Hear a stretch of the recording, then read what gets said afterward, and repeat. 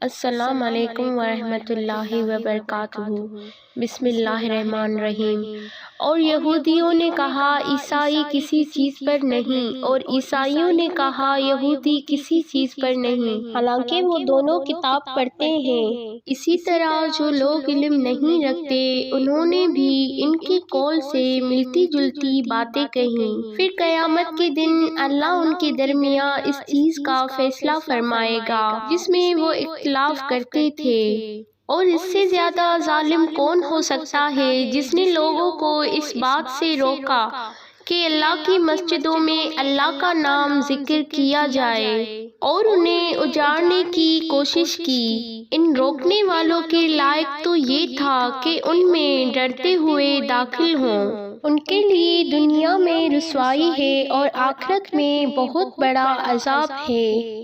اور مشرق و مغرب اللہ ہی کے لیے ہے، لہٰذا تم جس طرف بھی منہ کرو گے وہی ہے اللہ کا چہرہ۔ بے شک اللہ وسعت والا، خوب جاننے والا ہے۔ اور انہوں نے کہا اللہ نے اولاد بنا لی ہے، اللہ اس سے پاک ہے، بلکہ اسی کے لیے جو کچھ آسمانوں میں اور زمینوں میں ہے سب اسی کے فرما بردار ہیں۔ وہ آسمانوں اور زمین کا انوکھا موجد ہے، اور جب وہ کسی کا فیصلہ کرتا ہے تو اس کے متعلق یہی کہتا ہے کہ ہو جا، تو وہ ہو جاتا ہے۔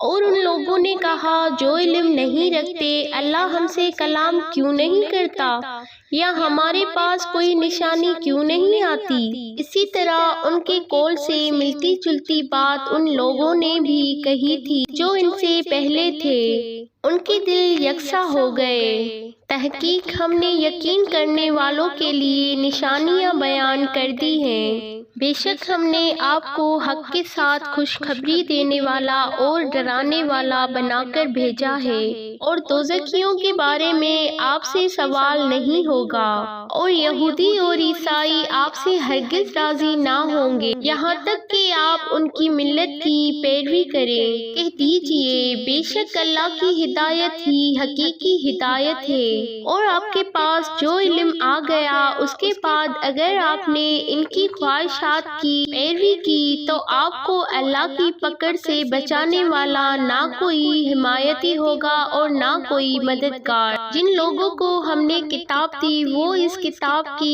تلاوت کرتے ہیں جس طرح اس کی تلاوت کا حق ہے، وہی لوگ اس پر ایمان لاتے ہیں، اور جو کوئی اس کا انکار کرتا ہے تو وہی ہے خسارہ پانے والے۔